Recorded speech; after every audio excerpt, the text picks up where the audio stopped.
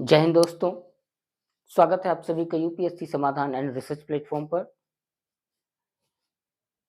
जैसा कि हमारी हिस्ट्री की जर्नी चल रही थी और अब हिस्ट्री की जर्नी एनसीईआरटी क्लास 6 की समाप्त हो चुकी है। अगर उसमें आपको कहीं किसी प्रकार का कोई कन्फ्यूज़न है या कुछ आप नया अपडेट लेना चाहते हैं, तो आप कमेंट के ज़रिए हमसे कॉन्टैक्ट कर सकते हैं। इसके अलावा हमारा व्हाट्सएप चैनल भी है। चैनल का लिंक डिस्क्रिप्शन बॉक्स में ऑलरेडी दिया जा चुका है। टेलीग्राम चैनल का लिंक भी दिया जा चुका है। आप वहाँ से भी हमसे कॉन्टैक्ट कर सकते हैं। और एक सूचना भी मैं आपको देना चाहूँगा, कल हमारा एक सोशल सेशन होगा, जिसमें हम आप सभी लोगों से लाइव मुलाकात करेंगे और इसके अलावा हाल ही में एक सेमिनार का आयोजन भी हमारा संस्थान करने वाला है। सेमिनार के लिए आपको लोकेशन, उसकी टाइमिंग और डेट बता दी जाएगी और आप सभी ज़्यादा से ज़्यादा लोग हमारे सेमिनार में शामिल हों, हिस्सा बनें और हिस्सा बन कर के इस सेमिनार से आप ज़्यादा से ज़्यादा लाभ उठा सकें। जैसा कि आपको पता है, पहले भी मैं आपको बता चुका हूँ, हमारी जो क्लासेस चल रही हैं और आगे भविष्य में भी जो भी क्लासेस चलेंगी, वो पूरी तरीके से निःशुल्क हैं। उसमें आपको कोई फ़ीस नहीं देना है। आप कोई स्टडी मटेरियल चाहते हैं, आपको वह भी निःशुल्क प्रोवाइड किया जाएगा। आप बेफ़िक्र रहें, हमारे चैनल को लॉन्च करने का उद्देश्य ही सिर्फ़ इसीलिए रहा है कि जो भी बच्चे आर्थिक रूप से जो संपन्न नहीं हैं, जिनके सामने आर्थिक समस्याएँ हैं और प्रतिभावान हैं, जो अपनी योग्यता को, अपनी प्रतिभा को दिखा सकते हैं और आर्थिक समस्याओं के कारण से वे ऐसा नहीं कर पा रहे हैं, तो वह हमारे चैनल से जॉइन होकर के या हमारे लेक्चर्स से कृतार्थ हो सकते हैं। तो इसलिए आप सभी लोगों से मैं बार-बार यह बात कहना चाहूँगा, आप बेधड़क, निसंकोच होकर के आप हमारे चैनल से लेक्चर लीजिए, सुनिए, रिकॉर्डेड लेक्चर आप चाहते हैं, आप स्टडी मटेरियल चाहते हैं, जो भी आप कोई भी हेल्प आप चाह रहे हैं, जो आपको स्टडी से संबंधित है, आप निसंकोच आप हमसे संपर्क कीजिए और आपको फ्री ऑफ कॉस्ट पूरी मदद प्रोवाइड की जाएगी। तो आप बिल्कुल निश्चिंत होकर के अपने अध्ययन को कीजिए और अपने सपने को कभी भी नीचे मत रखिए, क्योंकि यूपीएससी एक ऐसा प्लेटफ़ॉर्म हो जाता है, जहाँ पहुँचने के बाद आप अपने साथ-साथ अपने समाज और अपने देश का भी कल्याण कर सकते हैं। फिलहाल हम चर्चा करेंगे सोशल सेशन में आगे की बातें। अभी जो हमारी अगली जर्नी स्टार्ट होने जा रही है आप सभी लोगों के साथ, वह जर्नी है क्लास 6 की ही एनसीईआरटी हम स्टार्ट करने जा रहे हैं, जहाँ पे सोशल लाइफ यानी कि हम अभी जो चर्चा करेंगे, ये हमारा सोशल स्टडी का ही है हिस्सा, जिसमें सोशल एंड पॉलिटिकल लाइफ है। हमारे समाज में लोगों की सोशल लाइफ कैसी रही है या कैसी चल रही है, पॉलिटिकल लाइफ कैसी रही है या कैसी चल रही है। फिलहाल के लिए हम अपने इस यात्रा में इन्हीं विषयों पर, इन्हीं केंद्र बिंदुओं पर चर्चा करेंगे। और जब इस जर्नी को हम आगे बढ़ा रहे हैं, तो हमारे सामने जो पहला अध्याय आ रहा है, वो अध्याय आ रहा है अंडरस्टैंडिंग डाइवर्सिटी। तो डाइवर्सिटी क्या है? आज हम इस पर चर्चा करेंगे। डाइवर्सिटी जैसा कि नाम सुनने से ही क्लियर हो रहा है। सबसे पहली बात तो आप अपना सब्जेक्ट जान लीजिए, social and political life.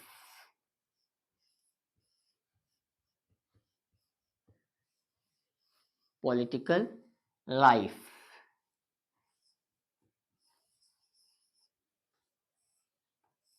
Political life. अब जो हमारा चैप्टर है, जिस चैप्टर पर आज हम आपसे चर्चा करने जा रहे हैं, वह है चैप्टर 1 और क्या नाम है? Understanding understanding diversity.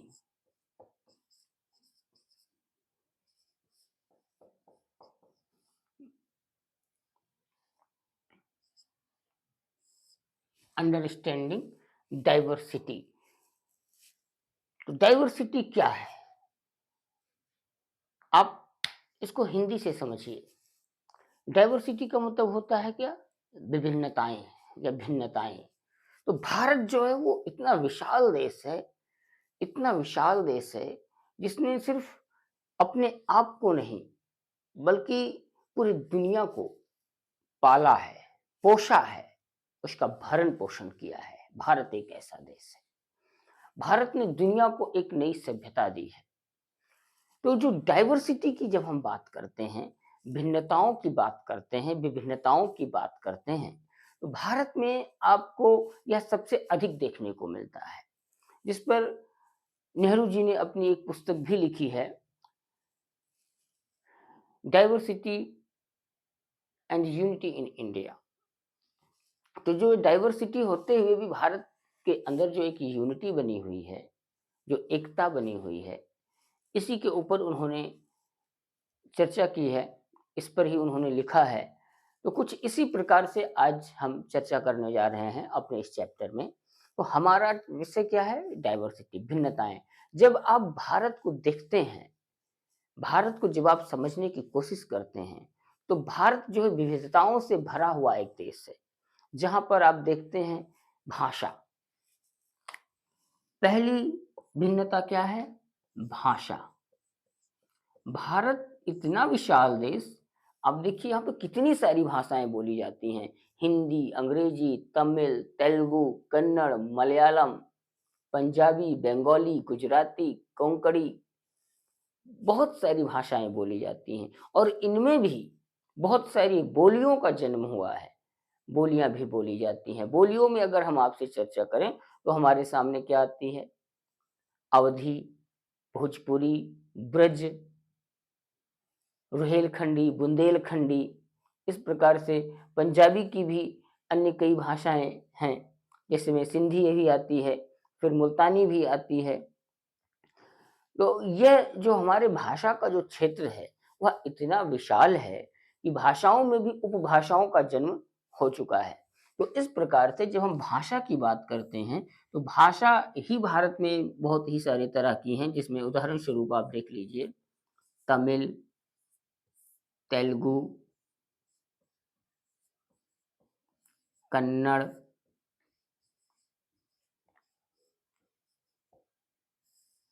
Hindi, Punjabi, Bengali, Hindi, Punjabi,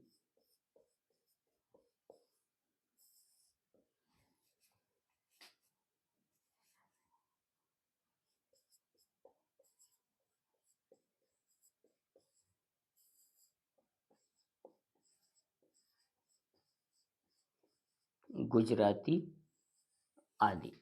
बहुत सारी भाषाएँ हैं, जिन भाषाओं से आप परिचित भी हैं, कि इतनी सारी भाषाएँ हमारे देश में बोली जाती हैं। तो इस प्रकार से सबसे पहला जो हमारे सामने भिन्नता दिखाई दी, वो क्या दिखाई दी? भाषा की भिन्नता। अब जब भाषा की भिन्नता हमारे सामने आती है, फिर इसके साथ-साथ जो दूसरा टॉपिक आता है, वो क्या आता है? कल्चर, सभ्यता और संस्कृतियों की भिन्नताएँ, धर्म की भिन्नताएँ, वेशभूषा की भिन्नताएँ। तो पहला क्या है? भाषा, दूसरा क्या है? धर्म और पंथ।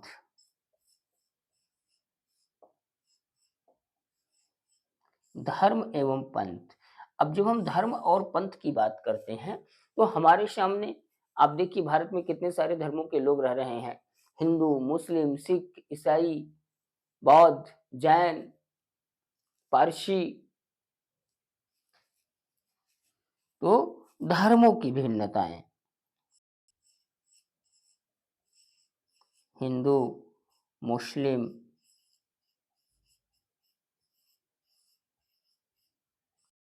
सिख, ईसाई, पारसी,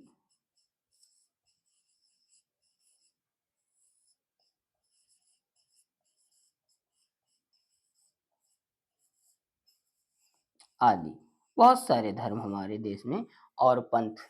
पंथ क्या होते हैं? ये धर्म जैसे भाषा से निकली हुई उपभाषा होती है, ऐसे धर्मों से भिन्न-भिन्न पंथ भी निकले हुए हैं।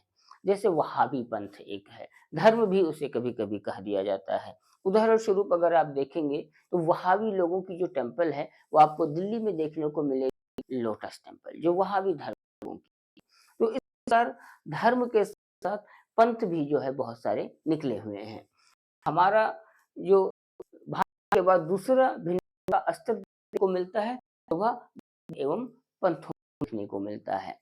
अब भाषा का अंतर हो गया, भिन्नता हो गई और धर्म की भिन्नताएँ हो गई। इसके जब हम पूरे स्तर पर देखते हैं, तो संस्कृति और सभ्यता की भिन्नताएँ हमारे सामने आती हैं। तो आपने देखा ये 2 भिन्नताएँ। इसके बाद तीसरा अब आप देखिए।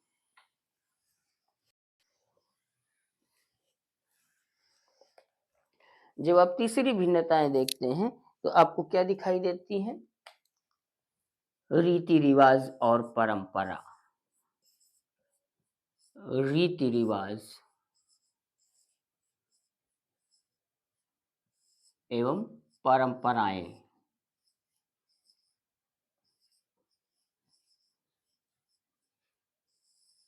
रीति-रिवाज एवं परंपराएँ। यह अलग-अलग क्षेत्रों की अलग-अलग रीति-रिवाज और परंपराएँ आपको देखने को मिलेंगी। आप पंजाबी कल्चर में जाएँगे, तो पंजाबी एक अलग सभ्यता है और हिंदू में आप जाएँगे तो अलग है। अब हिंदू में भी जब आप विभिन्नताएँ देखने की कोशिश करेंगे, तो हिंदू धर्म में भी अलग-अलग क्षेत्रों में भी अलग-अलग क्षेत्रों में उनकी अपने अलग-अलग रीति-रिवाज और परंपराएँ हैं। तो इस प्रकार से जब आप विविधताओं पर एक दृष्टि डालते हैं, तो आपको देखने को मिलता है कि जो विविधताएँ हैं, वो बहुत ही व्यापक रूप से भारत में फैली हुई हैं और इन सब के बावजूद भारत में विभिन्नताएँ होने के साथ-साथ लोगों के भीतर एकता का भाव बना हुआ है। तो रीति-रिवाज और परंपराएँ आपने देखा। चौथा पॉइंट आपका आता है वेशभूषा। पहनावा में आप देख लीजिए, पहनावा में आप देखेंगे तो मुस्लिम लोग विशेष रूप से कुर्ता, पायजामा, कैप, टोपी पहनते हैं। हिंदू में आप आइए तो देखिए, अगर सांस्कृतिक वेशभूषा देखेंगे तो धोती और कुर्ता। वर्तमान परिवेश को अगर आप देखें तो पैंट शर्ट। तो इस प्रकार से अलग-अलग वेशभूषाएँ महिलाओं में जब आप देखेंगे तो पंजाबी और मुस्लिम महिलाएँ जो सलवार और सूट पहनती हैं, हिंदू महिलाएँ साड़ियाँ पहनती हैं। हालाँकि अब इंटरचेंजेस भी हो रहे हैं। हिंदू महिलाएँ भी जो है अ, सलवार सूट पहन रही हैं। तो यह जो है भिन्नताएँ जो आप देख रहे हैं, अब इन भिन्नताओं के पीछे के कारण क्या हैं? तो इस पर भी हम चर्चा करेंगे। आप सबसे पहले इनकी भिन्नताएँ देख लीजिए। तो ये हो गया लोगों की मानव में विभिन्नताएँ। अब इसके साथ-साथ आप प्राकृतिक रूप से जब विभिन्नताएँ देखने की कोशिश करेंगे, तो आपको क्या दिखाई देगा? मौसम की विभिन्नताएँ। मौसम। एक ही समय में आप देखिए, भारत में अलग-अलग तरह के मौसम आपको देखने को मिलेंगे। यदि आप गर्मी में मई-जून के महीने में यदि आप देखें, तो दक्षिण भारत की तरफ या उत्तर भारत के कुछ हिस्सों में बहुत अधिक गर्मी आपको मिलेगी। लेकिन जब आप और अधिक नॉर्थ क्षेत्र में जाएँगे, तो वहाँ पर आपको क्लाइमेट ठंडा मिलेगा। तो इस प्रकार जो है मानव की विविधताएँ, उनकी सांस्कृतिक विविधताएँ, उनके रीति-रिवाज और परंपराओं की विविधताएँ होने के साथ-साथ जो प्राकृतिक भिन्नताएँ हैं, वह भी आपको देखने को मिल रही हैं। तो मौसम या प्राकृतिक विविधता, प्राकृतिक विविधता,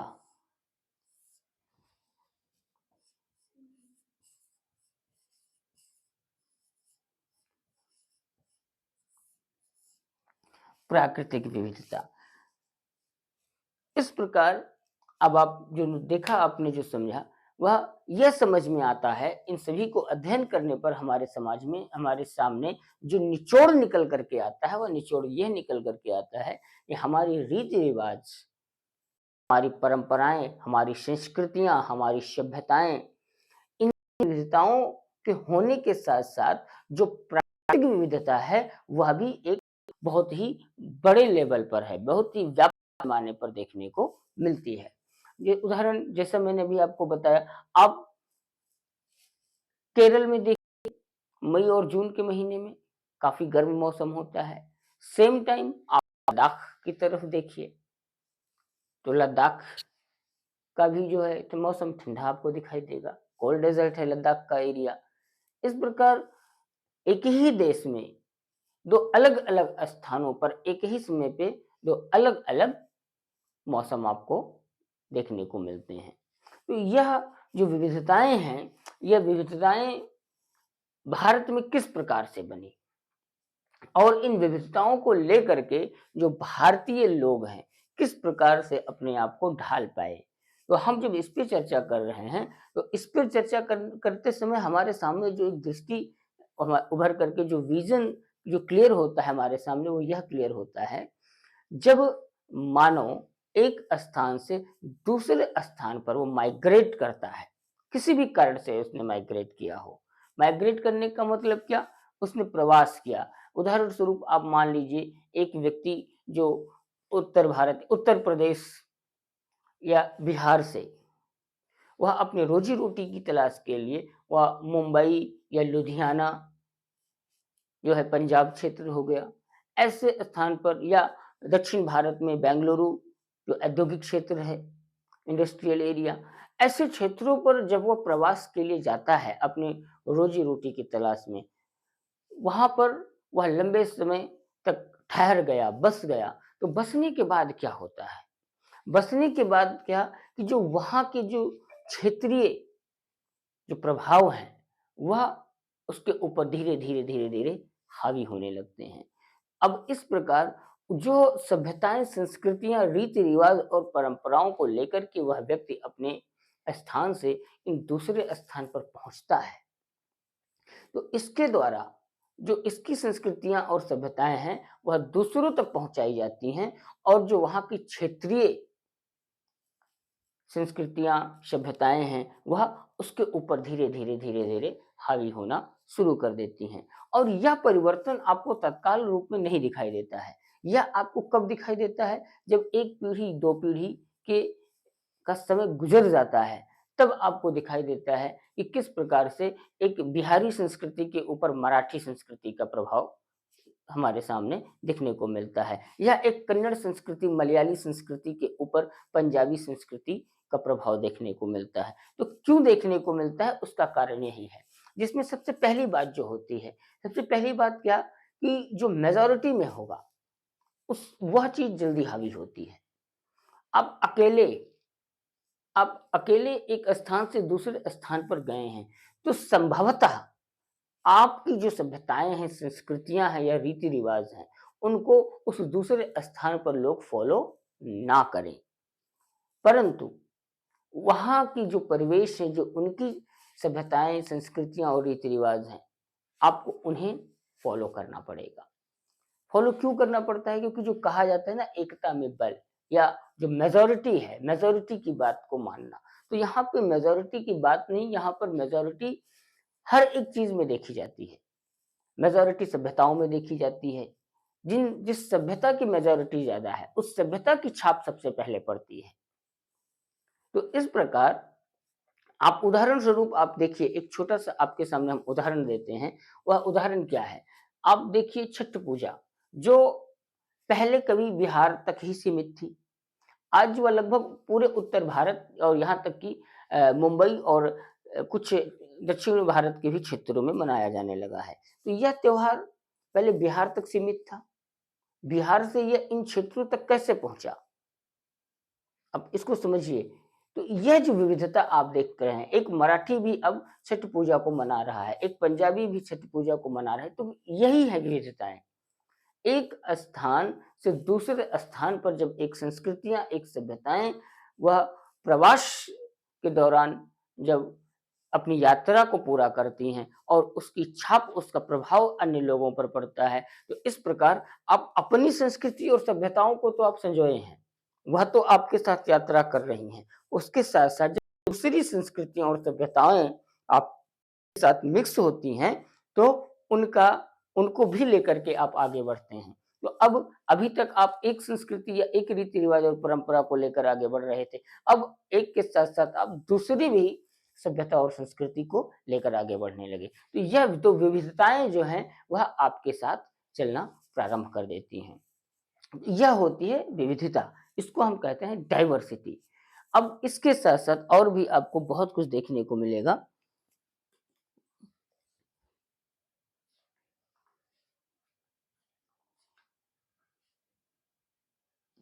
कि अब जब और अधिक आगे आप देखते हैं, तो इन डाइवर्सिटीज़ ने अपने पाँव तो बहुत लंबे पसारे। बहुत कुछ आपको मैंने आपको जो बताया यहाँ से आपको और बहुत अधिक आपका विज़न क्लियर हो गया होगा और जो मैंने नहीं बताया संभवतः आप उसको भी समझ गए होंगे कि किस प्रकार डाइवर्सिटी अपनी यात्रा को और अपने व्यापक रूप को हमारे सामने दिखाती है। तो यह चीज़ क्लियर हुई। अब बात आती है इन डाइवर्सिटीज़ के होते हुए भी एकता वाली बात। तो जब भिन्नताएँ हैं, भिन्नता के होने के साथ-साथ जो है वह यूनिटी भी है। तो क्या है? Unity in diversity.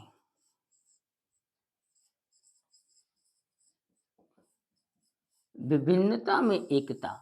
विभिन्नता में एकता आपको कैसे देखने को मिलती है? बहुत ही अच्छा उदाहरण हम आपको दे रहे हैं यहाँ पर। आपने एक ख़ास बात देखा होगा, ख़ास बात क्या देखा होगा? आप पंजाब में देखिए। पंजाब में हिंदू भी रहते हैं, मुस्लिम भी रहते हैं, सिख भी रहते हैं, ईसाई भी रहते हैं। लेकिन इन सभी चारों धर्मों के लोगों के रहने के साथ-साथ ये पंजाबी भाषा को बोलते हैं। यानी इनके ऊपर पंजाबी कल्चर का इम्पैक्ट है। आप कन्नड़ में देखिए, आप चले जाइए जो है बेंगलुरु की तरफ, यानी कि जो कर्नाटका क्षेत्र है। कर्नाटका क्षेत्र में जब आप जाएँगे, तो वहाँ पे हिंदू हो, मुस्लिम हो, सिख हो, ईसाई हो, बौद्ध हो, कोई भी हो, कन्नड़ भाषा को बोल रहा है। अब जब भाषा चलती है, तो भाषा सिर्फ़ अ, संपर्क का ही माध्यम नहीं बनती है, बल्कि वह अपने साथ-साथ अपने आचार-विचार, अपने रीति-रिवाज़, परंपराएँ और बहुत कुछ साथ लेकर के चलती है।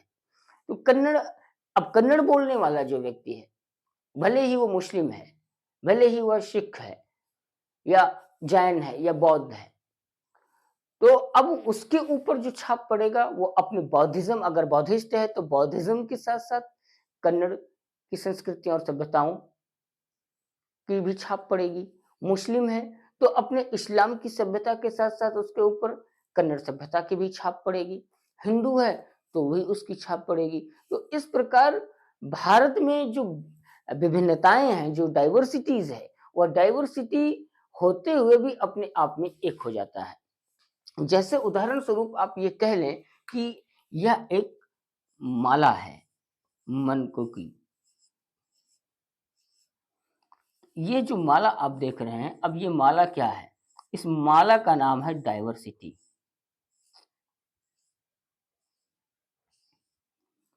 इसका क्या नाम है? सॉरी, माला का जो नाम है, वो नाम है यूनिटी। और ये जो इसके जो छोटे-छोटे जो बिंदु हैं, जो मनके हैं, ये हैं डाइवर्सिटी। कुछ भाषा को लेकर के, कुछ रीति-रिवाज़, परंपराओं को लेकर के, कुछ किसी को लेकर के, मौसम को लेकर के, जो क्लाइमेट है या वेदर का इम्पैक्ट है। तो इस प्रकार जो है यूनिटी और डाइवर्सिटी भारत में एक साथ चलती है। उसका यही कारण है कि सबसे बड़ा जो इसका रीजन हमारे सामने जो आता है, वह आता है माइग्रेशन।